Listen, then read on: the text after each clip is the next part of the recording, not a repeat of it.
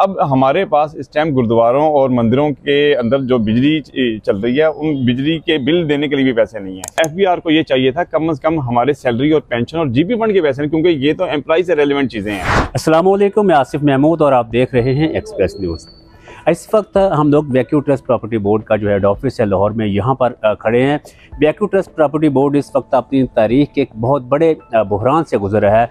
हुआ ये कि एफबीआर ने एक बहुत बड़ी रकम जो है वो ईटीबीबी के जो अकाउंट्स थे उनमें से ख़ती रकम जो है वो टैक्स की मद में जो वो काट ली है। और इस वक्त सूरत हाल ये बनी हुई है कि इस महकमे के पास अपने एम्प्लॉयज़ को तनख्वाहें देने की रकम जो है वो भी मौजूद नहीं। बहुत सारे प्रोजेक्ट जो है वो रुक गई। ये सारी सूरत हाल क्या है, इस पर हम इस वक्त हमारी यहाँ पे जो इनकी नेशनल यूनियन है ईटीबीबी की, उनके सेक्रेटरी जनरल जो है वो मौजूद हैं, मुदस्सिर ज़ैदी साहब, उनसे बात करते हैं। अस्सलाम वालेकुम मुदस्सिर भाई, कैसे हैं? ये बताइएगा कि ये मामला क्या बना है, ये कितनी रकम है जो इस वक्त एफबीआर ने जो है वो ईटीबीबी के अकाउंट से जो है वो काट ली है? जी, मैं आपको बताता हूँ, अभी तक 2.25 अरब रुपए तकरीबन ये हमारे अकाउंट से निकाल चुके हैं। इससे पहले हमें एफबीआर ने एग्जाम्पशन दी हुई थी कि आप एक ट्रस्ट डिपार्टमेंट है और मुल्क की फलाह बहबूद के लिए काम करते हैं, गुरुद्वारों और मंदिरों के ऊपर पैसे खर्च करते हैं, तो आपको एक सर्टिफिकेट दे दिया। और उसके बाद अब अचानक इस तरह हुआ है कि उन्होंने पहले 942 मिलियन निकाले जून के अंदर, और अब उन्होंने 1130 मिलियन निकाल लिए। लेकिन इस दफ़ा उन्होंने ये जुल्म किया कि इन्होंने ना सिर्फ सैलरी के अकाउंट में से पैसे निकाल लिए, बल्कि हमारी पेंशन, जो पेंशनर्स थे, पेंशन के अकाउंट में से भी पैसे निकाल लिए और जीपी फंड के अकाउंट से भी पैसे निकाल लिए। नतीजा ये हुआ कि इस टाइम अकाउंट ज़ीरो है। गुरुद्वारे और मंदिर जितने हैं उन पे काम हो रहा था। अभी आपको पता होगा कि वज़ीर आज़म साहब ने और मरियम नवाज़ ने कहा था हम गुरुद्वारों को रेनोवेट करेंगे और जो गैर फ़ाल जितने भी गुरुद्वारे और मंदिर हैं उनको हम एक्टिव करेंगे। लेकिन वो तमाम जो पैसे 1.5 अरब रुपए जितने भी रखे गए थे, वो 1.5 अरब रुपए एफबीआर ने अपने निकाल लिए। नतीजा ये हुआ कि तमाम गुरुद्वारों पे काम रुक गया, सैलरियाँ रुक गई। अब हमारे पास इस टाइम गुरुद्वारों और मंदिरों के अंदर जो बिजली चल रही है, उन बिजली के बिल देने के लिए भी पैसे नहीं है।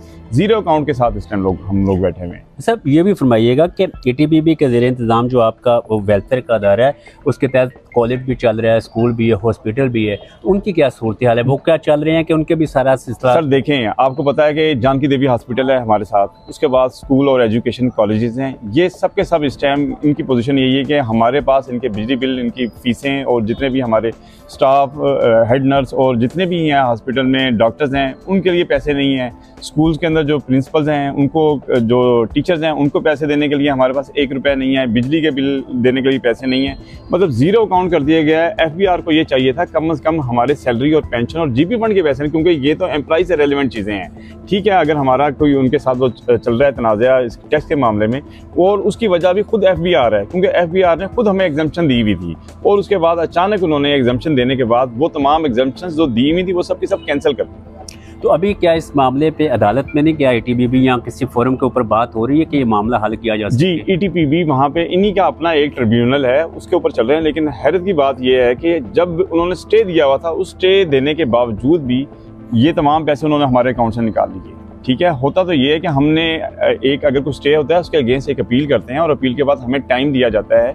उस अपील के अंदर हमारे जो लीगल एडवाइज़र है, शायद उनकी ताख़ीर की वजह से, ताख़ीर से पेश होने की वजह से, या फिर उनकी तरफ से रिस्पॉन्स नहीं आया।